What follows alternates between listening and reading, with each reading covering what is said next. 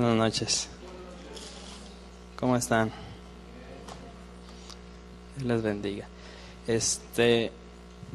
¿Todos traen Biblia?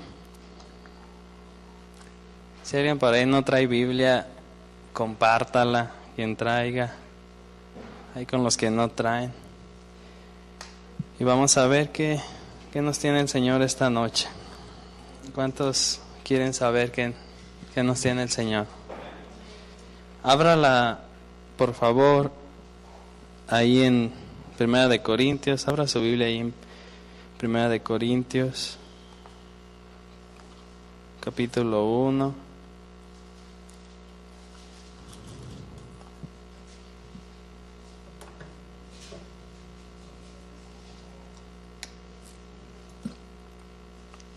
En el versículo 30, cuando esté ahí me dice, por favor. Primera de Corintios 1:30. ¿Ya está ahí? Ok, vamos a leerlo todos juntos. Dice, mas por Él, o sea, por Dios, ¿verdad? Estáis vosotros en Cristo Jesús, el cual, o sea, Jesucristo, nos ha sido hecho por Dios, ¿qué? Sabiduría, justificación, santificación y redención. ¿Quién?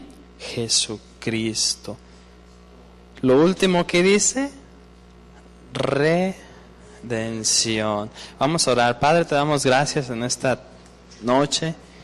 Pedimos tu gracia, tu misericordia, Señor, para esta tu casa, tu iglesia. Pedimos que a través de tu palabra tú nos reveles, Señor, lo que quieres para nuestras vidas. Aquello que tú has preparado desde antes de la fundación del mundo, Señor, para todos aquellos que han creído, Padre, que creemos en tu nombre, en el unigénito Hijo de Dios, y para aquellos que creerán, Padre. En esta noche nos ponemos en tus manos y que tu Espíritu Santo revele tu palabra a cada creyente, a cada corazón, Señor. Y si hay alguno que todavía no cree, Señor, que tu palabra le ilumine para que pueda creer, Señor, en el único, suficiente y salvador, tu Hijo amado. Te lo pedimos, Padre, en el nombre de Jesús. Amén. Seguimos con nuestra serie, La Iglesia. Y el tema de esta noche se llama Jesucristo, nuestra redención. Jesucristo, nuestra redención. Y yo le puse entre paréntesis, rescate pagado. Vamos a ver por qué. Rescate pagado. Esa palabra redención, vamos a estudiar nada más la palabra redención que habla ese versículo. Esa palabra se deriva de una palabra griega que se escribe o se pronuncia apolutrosis. Apolutrosis. Esta palabra apolutrosis denota o nos da a entender una liberación. Significa liberación. También significa salvación, remisión. Y esta palabra, que es la que más llama la atención, significa rescate. Rescate.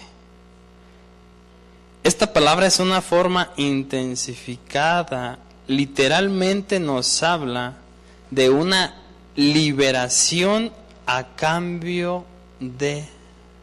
Una liberación a cambio de. Esto es contra el pago de un rescate. Una liberación a cambio de un rescate. No sé si lo entienda. Yo tardé mucho en entender esto. O sea, que tuvo que haber un rescate. Tuvo que haber algo que nos rescató para poder ser libres, o para que nos pudieran haber hecho libres. La palabra libre o liberación en un diccionario secular significa o nos da a entender poner en libertad a alguien, poner en libertad a alguien o a algo, como cuando una persona está en la cárcel y lo hacen libre. Y la palabra rescate o rescatar, esta palabra es o nos da a entender recuperar a cambio de, recuperar algo a cambio de. Tiene que haber algo a cambio. A una persona o cosa de la cual alguien se ha apoderado. Recuperar a una persona o una cosa a alguien de la cual se ha apoderado alguien, pero recuperarla a cambio de algo.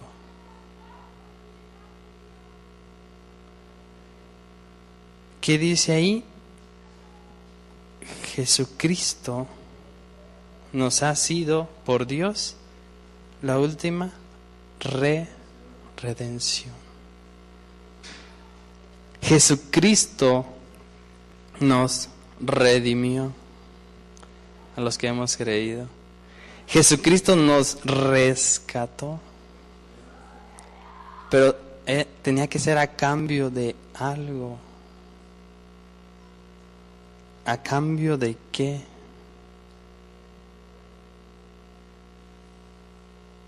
Vamos a leerlo en Apocalipsis 5.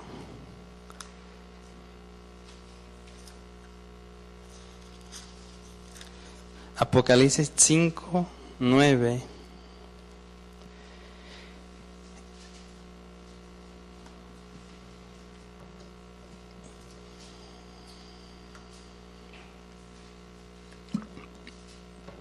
Dice, y cantaban un nuevo cántico diciendo, aquí habla a Jesucristo, digno eres de tomar el libro y de abrir sus sellos, porque tú fuiste inmolado y con ¿qué? Tu sangre nos has redimido a cambio de su sangre. Ese fue el precio por el rescate. La sangre de Jesús. Tenía que haber un precio. En el contexto de este versículo que leímos, de este cántico que cantan los 4 seres vivientes y los 24 ancianos, desde el versículo 4 de Apocalipsis, Juan tiene una visión, ¿sí? Y empieza ahí a narrar la visión que él tiene, ¿sí? Desde la adoración celestial que ve en el cielo, los seres vivientes y los ancianos. Y en el capítulo 5, Juan empieza diciendo, y vi en la mano derecha del que estaba sentado en el trono, diga de Dios, y vi en la mano derecha de Dios un libro escrito por dentro y por fuera, sellado con 7 sellos. Habla de un libro que estaba escrito por dentro y por fuera, y ese libro tenía 7 sellos. En el mundo antiguo,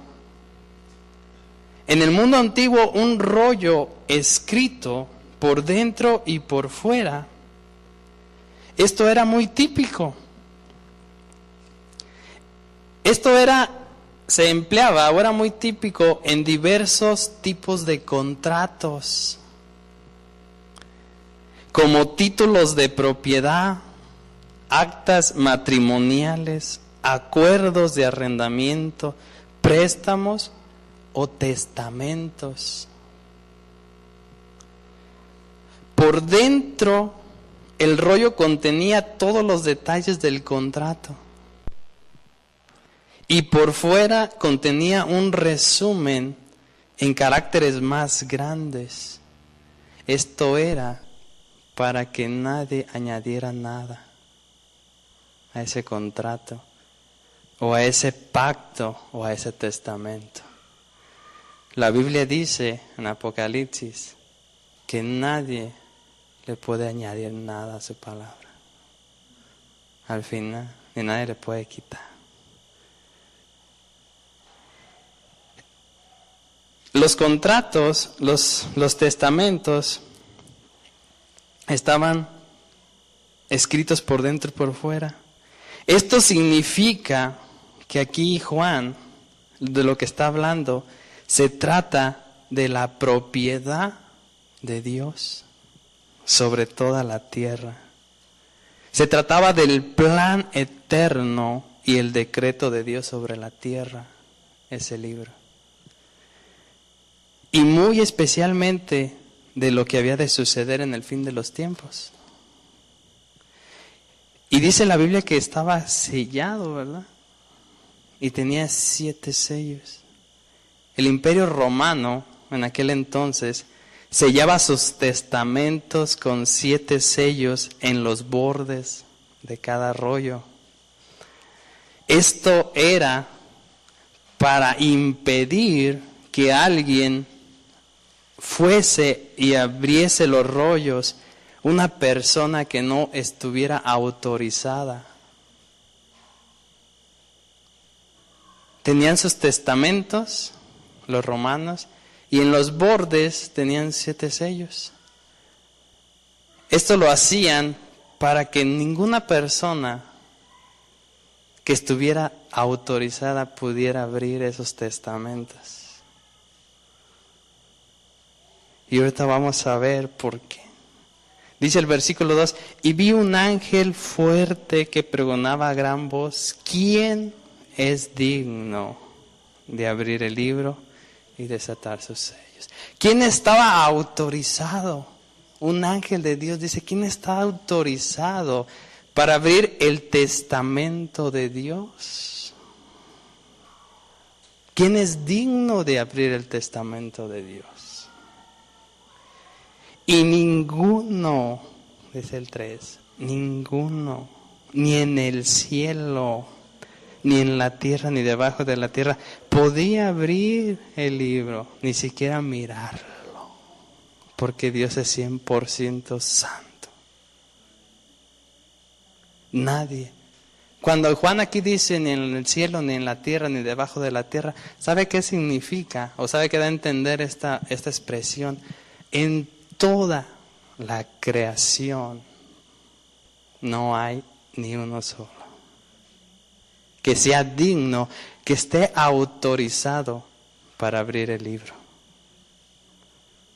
No hay nadie, no se halló a nadie, ni los ángeles, ni los querubines. Nadie era digno de abrir ese libro que estaba en la mano derecha de Dios Padre. Y lloraba yo mucho, porque no se había hallado a ninguno digno de abrir el libro, y de leer, ni de leerlo, ni de mirarlo. Y uno de los ancianos me dijo, no llores. He aquí, ¿quién? El león de la tribu de Judá, diga Jesucristo. La raíz de David ha vencido para abrir el libro y desatar sus 7 sellos. Y miré y vi que en medio del trono y de los 4 seres vivientes y en medio de los ancianos estaba en pie. Apréndase esa palabra, por favor. Estaba en pie. ¿Qué? Un cordero como inmolado. Un cordero como inmolado. Juan el Bautista, cuando vio a Jesús que venía a él, ¿qué dijo? He aquí el Cordero de Dios. Aquí hay 2 palabras muy importantes. La primera es Cordero y la segunda es inmolado. Dice aquí, Juan vio en medio, que estaba en pie, un cordero como inmolado. Juan el Bautista nombra a Jesús como Cordero de Dios. La palabra inmolado del griego es fazo, con ese al inicio, F-A-Z-O, fazo, quiere decir matar, quiere decir herir. Esta palabra también quiere decir, una palabra que me llamó mucho la atención, que decir masacrar. Masacrar. ¿Cómo fue Jesús cuando fue muerto? Fue masacrado. El cordero fue inmolado. Cuando Jesús sufrió la cruz, fue masacrado. Fue una muerte cruel, sangrienta. Jesús fue azotado, fue flagelado, no por la ley judía, sino por los romanos, sin piedad, porque la ley judía tenía un cierto número de azotes. Pero Jesús no fue juzgado conforme a la ley judía, fue juzgado conforme a la ley romana. Y Jesús fue masacrado, fue molido, fue inmolado. Desde que Dios, el creador del universo, formó toda la tierra, Dios creó al hombre y lo puso en esta tierra. El hombre era perfecto, todos lo sabemos, en el huerto del Edén. El hombre decidió desobedecer a Dios. Dio su voluntad y se hizo esclavo de la voluntad de otro. ¿Recuerdan qué hicieron cuando pecaron? Cosieron hojas de higuera y se hicieron delantales y se cubrieron. Y después, ¿recuerdan qué hizo Dios? La Biblia dice que no aceptó eso. Él los cubrió, dice la Biblia, con pieles de animal. Dios tuvo que sacrificar, tuvo que derramar sangre para cubrir, para rescatar el pecado del hombre. Probablemente fue un cordero que estaba tipificando a Cristo. Y Dios tuvo que sacrificar ese cordero inocente para tapar el pecado del hombre. Tuvo que haber un derramamiento de sangre.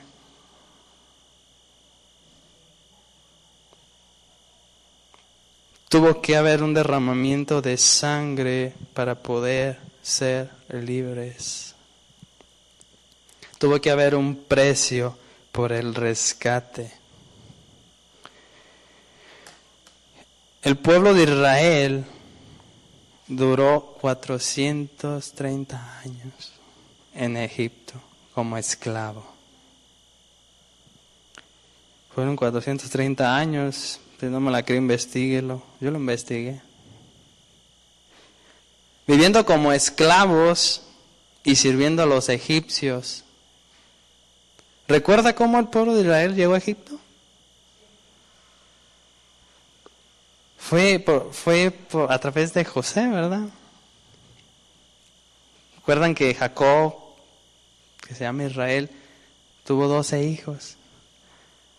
Y el penúltimo, que se llamaba José, lo vendieron por envidia como esclavo a Egipto. José obviamente pues sufre mucho, toda la historia está ahí en Génesis. Y Dios lo exalta y lo hace segundo de Faraón.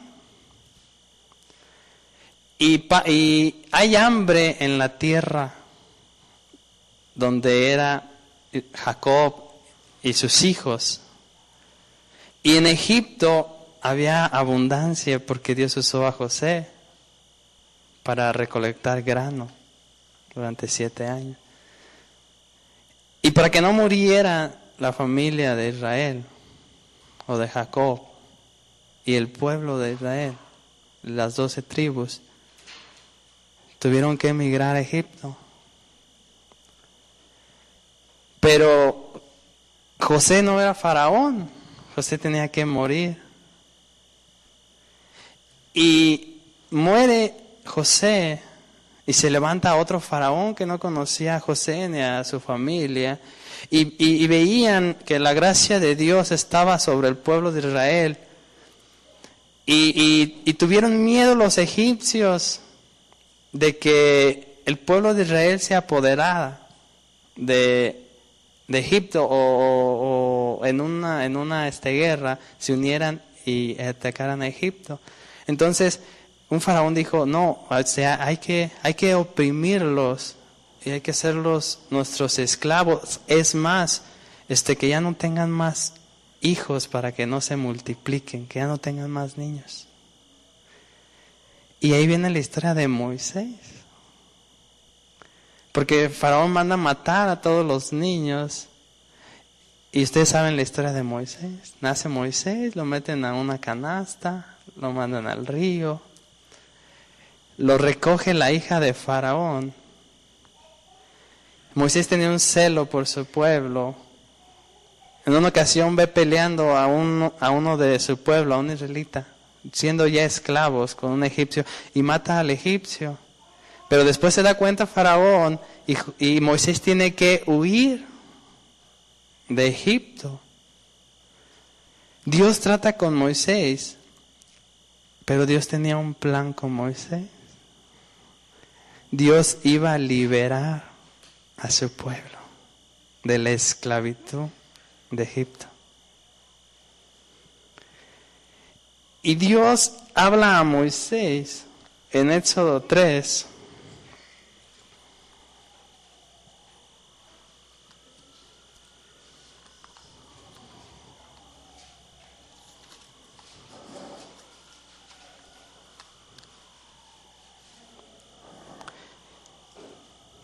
Éxodo 3, 7 y 8, ahí Dios le dice a Moisés, dijo luego Jehová, bien he visto la aflicción de mi pueblo que está en Egipto, y he oído su clamor a causa de sus exactores, que he conocido sus angustias, pues he conocido sus angustias, y he descendido para librarlos, ¿sí? Para hacerlos libres, para libertarlos de mano de los egipcios y sacarlos de aquella tierra a una tierra buena y ancha, una tierra que fluye leche y miel, ¿sí? O sea, a algo mejor. Dios los iba a hacer libres. Después de tantos años Dios había escuchado el clamor de su pueblo y los iba a hacer libres. Pero esa libertad demandaba un precio. Moisés te presenta a Faraón. Imagínense que uno de nosotros va aquí con el presidente y luego así tan humilde que es, ¿verdad? Presidente de la República. Y me le decía, ¿sabes qué? Ocupo que a todos estos nos des a esta gente ahí común y corriente, y nos des visas a todos porque nos vamos a ir a otro país y lo vamos a mandar a volar. Así que vete tú con tu gente. Imagínese Moisés a Faraón que le diga, ¿sabes qué? O sea, deja ir a mi pueblo, deja al pueblo. O sea, Faraón, el imperio egipcio, el emperador Faraón, tuvo que haber un precio para que pudiera ser libre el pueblo de Israel. Ustedes saben toda la historia, 9 plagas. Y el pueblo de Egipto estaba casi destruido y Faraón todavía no lo dejaba ir. Después de 9 plagas que Dios manda a Egipto, sigue o continúa lo que realmente podía liberar al pueblo de Egipto, al pueblo de Israel, de Egipto. Y Dios habla a Moisés en Éxodo 11.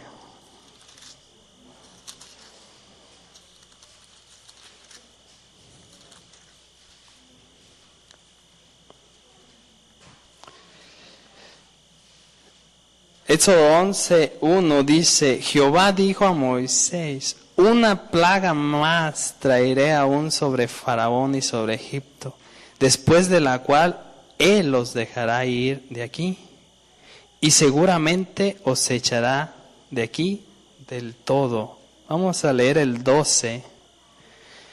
Habló Jehová a Moisés, el capítulo 12, habló Jehová a Moisés y a Aarón en la tierra de Egipto, diciendo: este mes os será principio de los meses, para vosotros será este el primero de los meses del año. Habla toda la congregación de Israel, diciendo: el 10 de este mes, tómense cada uno un ¿qué? Esa palabra es clave, le dije, un cordero. Según las familias de los padres, un cordero por familia. Vamos a leer el 5. El animal será sin defecto. ¿Cómo fue Jesucristo? Sin defecto. No pecó. Macho de 1 año. Sigamos leyendo. Lo tomaréis de las ovejas o de las cabras, y lo guardaréis hasta el día 14 de este mes. ¿Y qué iban a hacer con el cordero? Lo iban a inmolar.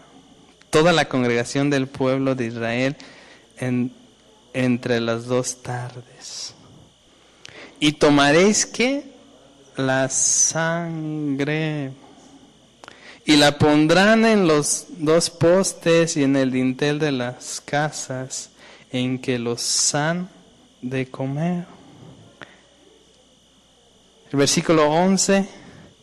Y lo comeréis así, ceñidos vuestros lomos, vuestro calzado en vuestros pies, y vuestro bordón en vuestra mano, y lo comeréis apresuradamente. Es la Pascua de Jehová. El 12. Pues yo pasaré aquella noche por la tierra de Egipto, y heriré a todo primogénito en la tierra de Egipto, así de los hombres como de las bestias, y ejecutaré mis juicios en todos los dioses de Egipto, yo Jehová. Y la sangre os será por señal en las casas donde vosotros estéis. Y veré la sangre y pasaré de vosotros, y no habrá en vosotros plaga ni mortandad cuando hiera la tierra de Egipto. Lo último que tenían que hacer era escoger un cordero. ¿Qué tenía que ver un cordero? Así literalmente, para que Dios hiciera libre a su pueblo. Si ya les habían venido tinieblas, ya les habían venido ranas, ya les había venido sangre, ya les había venido granizo, ya les habían venido langostas, ya habían destruido casi toda la tierra y no los dejaba ahí.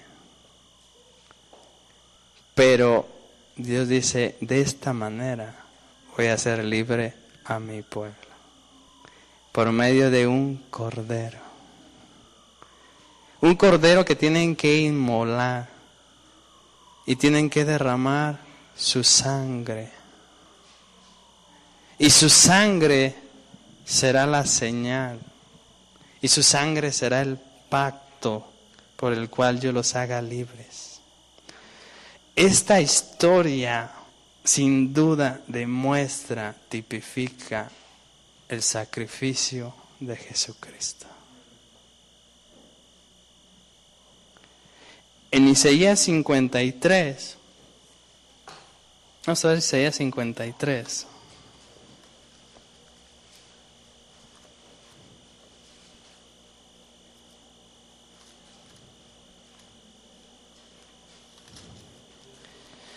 Isaías 53, 4, aquí está hablando de Jesucristo.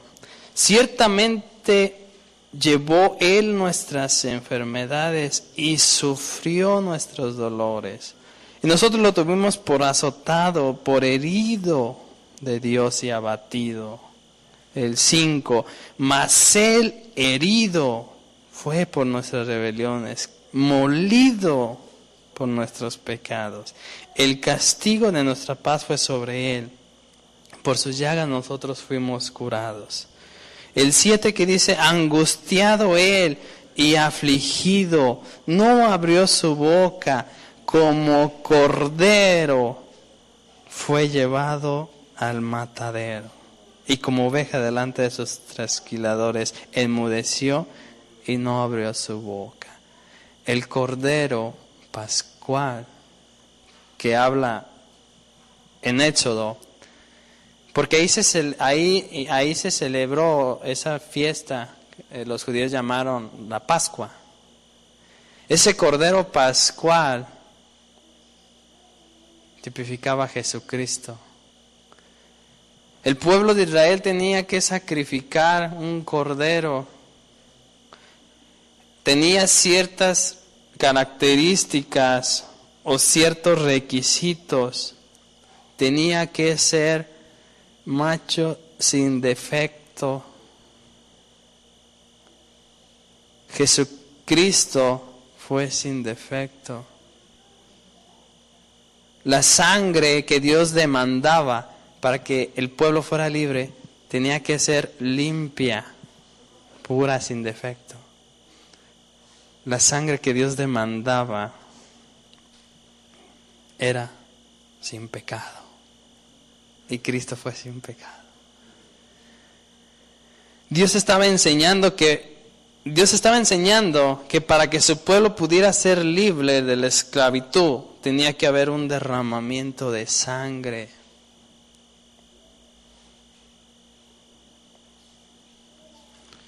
¿Por qué? Porque sin derramamiento de sangre no había perdón de pecados. Porque sin derramamiento de sangre no había liberación. Todos aquellos que sus pecados no han sido cubiertos con la sangre de Jesús, no han sido redimidos por Dios. No han sido libres todavía y continúan en su vana manera de vivir. Porque no han sido libertados con la sangre de Jesús. Esa es la diferencia que hay del cristianismo a las otras religiones. Porque en una religión tienes que hacer, y en otra tienes que dar, y en otra tienes que asistir, y en otra tienes que hacer varios ritos. Y en el cristianismo solo tienes que creer en el que ya lo hizo todo. Porque sin derramamiento de sangre no hay perdón de pecados. Hebreos 9.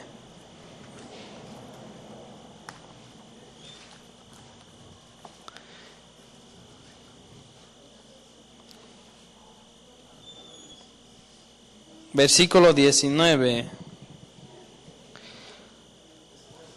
Hebreos 9, 19 dice, porque habiendo anunciado Moisés todos los mandamientos de la ley a todo el pueblo, tomó la sangre de los becerros y de los machos cabríos con agua, lana escarlata e hisopo, y roció el mismo libro y también a todo el pueblo, diciendo: esta es la sangre del pacto que Dios ha mandado. Y además de esto, roció también con la sangre el tabernáculo y todos los vasos del ministerio, y casi todo es purificado según la ley, con sangre. Y sin derramamiento de sangre no se hace remisión. O sea, no hay liberación, no hay rescate.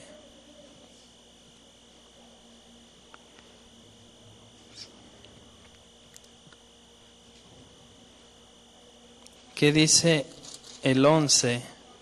Hebreos 9:11. Pero estando ya presente Cristo, sumo sacerdote de los bienes venideros, por el más amplio y más perfecto tabernáculo, no hecho de manos, es decir, no de esta creación, y no por sangre de machos cabríos ni de becerros, sino por su propia sangre, entró una vez para siempre en el lugar santísimo, habiendo obtenido eterna redención. Jesucristo es nuestro Redentor.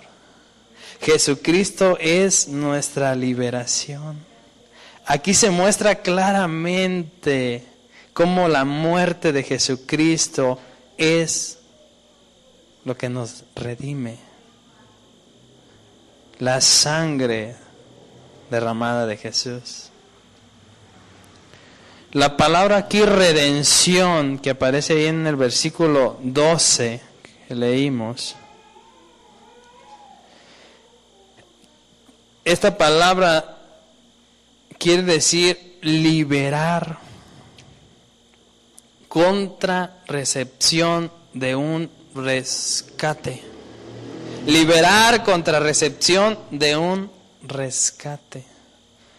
Esta palabra se relaciona con otra palabra griega que es lutrón, que significa rescate y se utiliza en la voz media significando liberar mediante el pago de un precio. Liberar mediante el pago de un precio.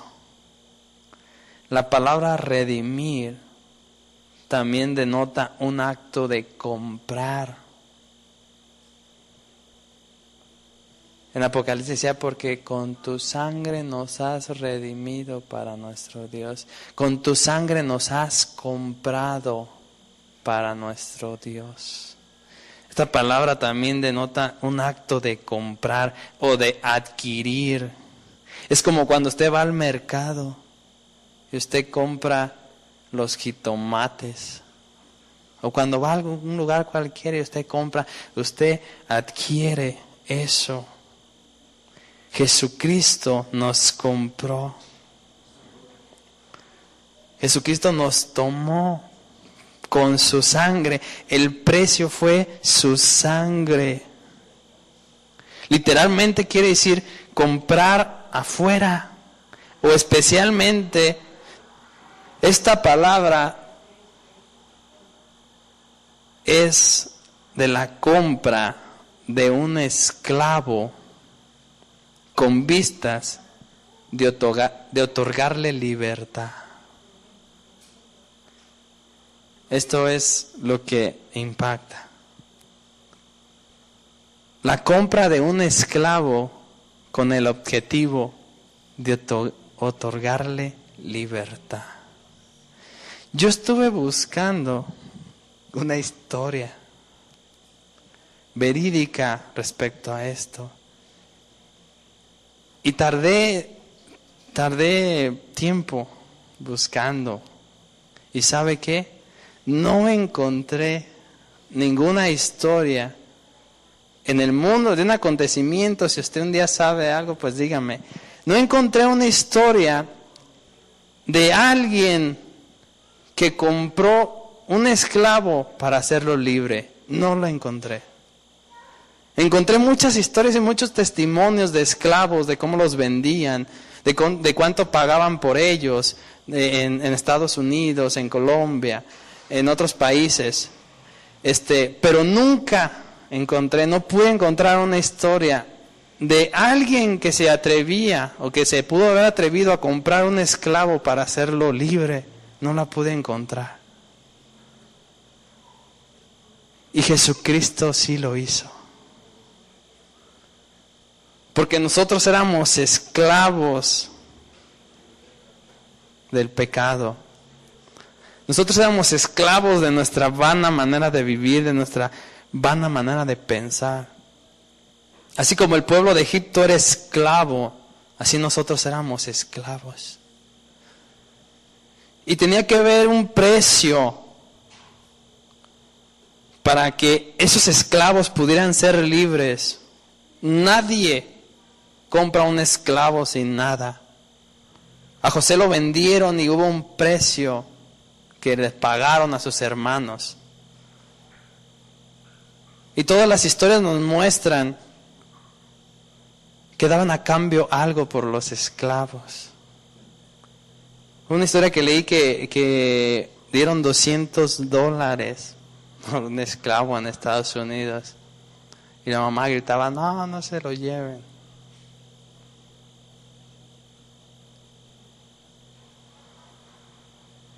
Pero había un precio. Todos los esclavos tenían un precio.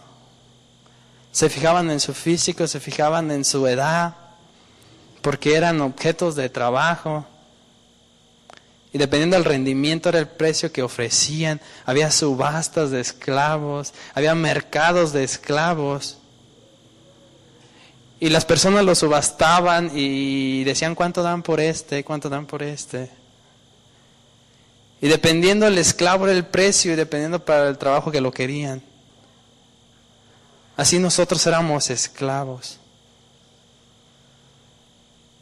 Y Jesucristo pagó el precio por nosotros, que fue su sangre. La palabra muestra bien claro. Jesucristo le dijo a los fariseos, si ustedes conocen la verdad, serán verdaderamente libres. Y los religiosos le respondieron, como ahora mucha gente puede responder, pero ¿libre de qué si yo soy libre? Y él les dijo, el que practique el pecado, esclavo es del pecado. La Biblia dice que si tú o yo nos sometemos a alguien para obedecer, nos hacemos esclavos de aquel a quien obedecemos.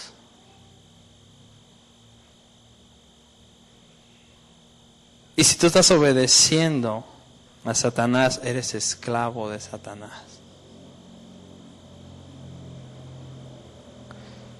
Entonces Cristo vino a redimirnos. Cristo vino a darnos libertad.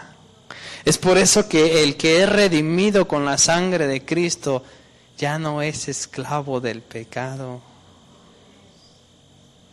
Porque ya fue comprado. Ya Jesucristo lo hizo libre. ¿Para qué nos hizo libres? Aquí es la pregunta. ¿Para seguir en nuestra vana manera de vivir? No. ¿Qué dice Tito 2? Tito 2.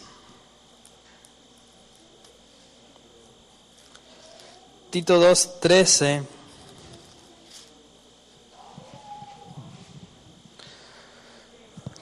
Y 14 dice, aguardando la esperanza bienaventurada y la manifestación gloriosa de nuestro gran Dios y Salvador Jesucristo, quien se dio a sí mismo, ¿quién? Jesucristo, por nosotros, para redimirnos de toda iniquidad y purificar para sí un pueblo propio, celoso de buenas obras. Para redimirnos ¿de qué? De toda iniquidad. Esa palabra iniquidad quiere decir ilegalidad. Por ejemplo, infracción o violación de la ley. Esta palabra iniquidad, del griego anomía, quiere decir sin legalidad de la esclavitud, de la voluntariosidad. Sin legalidad de la esclavitud, de la voluntariosidad.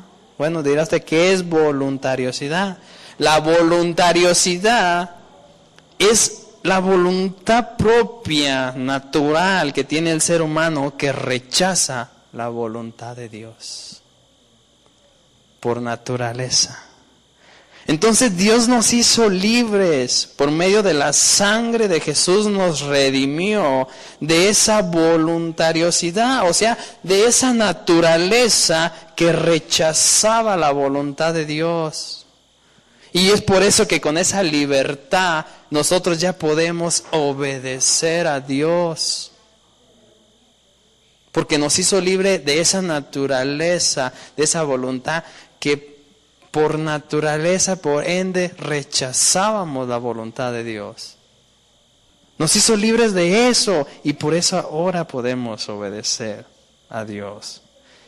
Con la muerte de Jesucristo y por su sangre es que podemos ser libres de esa voluntad para poder obedecer a Dios. Por eso es aquel que no ha sido redimido con la sangre de Cristo no puede obedecer a Dios, porque no ha sido libre de su voluntariosidad. No puede. No ha sido redimido. No ha sido libertado. ¿Para qué más nos redimió? Ahí dice el 14. Nos redimió de toda iniquidad y purificar para sí un pueblo propio, celoso de buenas obras. Esa palabra purificar habla de limpiar, hacer limpio. O sea que Jesucristo no solamente nos compró, nos hizo libres de nuestra voluntad de nuestra voluntad natural, humana, que desobedecía a Dios por naturaleza, nos hizo libres de eso y podemos obedecer a Dios. No solamente hizo eso, nos compró, sino que también con su sangre, aparte de redimirnos, nos limpió, nos lavó, nos purificó. ¿Para qué? Para ser celosos de buenas obras. Todos pecamos. La Biblia dice que todos pecaron. Y el pecado nos ensuciaba, nos manchaba, nos hacía esclavos del pecado.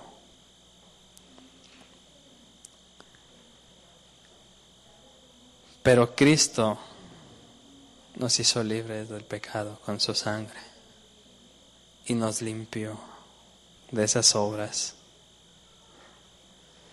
El pecado nos separaba de Dios, debido a que Dios es 100% santo. Cristo se dio a sí mismo como aquel cordero inmolado en la cruz para redimirnos.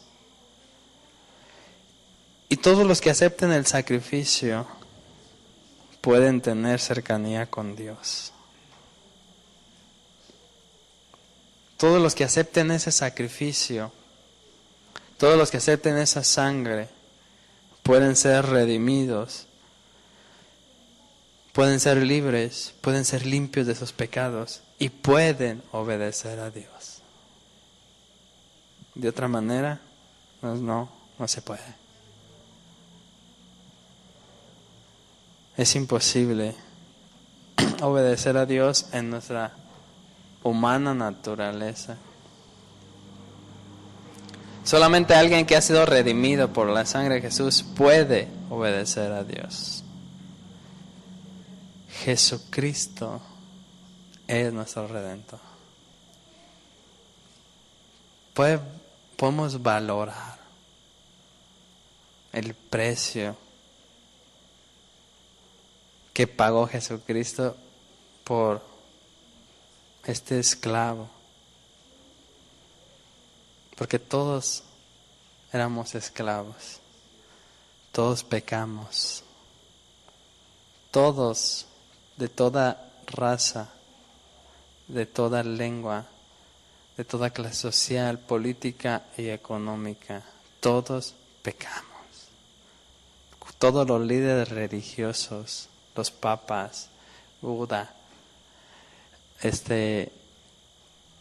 todos los líderes religiosos, Smith, todos, los pastores, usted también pecó, pastor, Chuy Olivares pecó, todos pecamos. Tuvo que haber una remisión, tuvo que haber un precio para que pudiera existir esa remisión, ese rescate. Jesucristo nos rescató para ya no seguir en nuestra vana manera de vivir. Hay que valorar ese rescate, hay que valorar ese precio.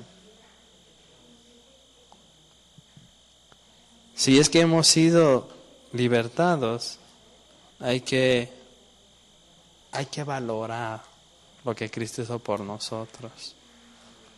Él fue nuestra redención. Por eso les dije, rescate pagado. Porque ya pagó. Es sumamente, debemos de estar más bien sumamente agradecidos por lo que Jesús hizo por nosotros. Y eso nos debe motivar para día con día obedecerle. Damos las gracias al Señor. Gracias, Padre, en esta noche. Te agradecemos porque ¿quién puede decir ser libre por sus propios méritos? ¿Quién puede jactarse y decir que es tu hijo porque hizo algo? Nadie, Señor. Tuvo que haber un precio y el precio era muy alto. Tú demandabas sangre, y sangre inocente y sangre perfecta. Y al ver que nadie en toda la tierra existía, tú tuviste que reencarnar en Jesucristo, Dios hecho carne, y tuviste que morir por nuestros pecados. Señor, te damos gracias. Jesucristo, te damos gracias. Te agradecemos, Señor Jesús, porque no solamente, Padre, nos has sacado de nuestra vana manera de vivir. No solamente, Señor, nos has sacado del infierno, sino que nos trasladaste, Señor, al reino de Dios. Nos has dado nueva vida, nos has hecho libres, y libres para obedecerte, Señor. Ahora podemos obedecerte, Padre, porque tú ya pagaste el precio. Tú ya nos hiciste libre de aquello que nos hacía esclavos y que no podíamos obedecer por naturaleza.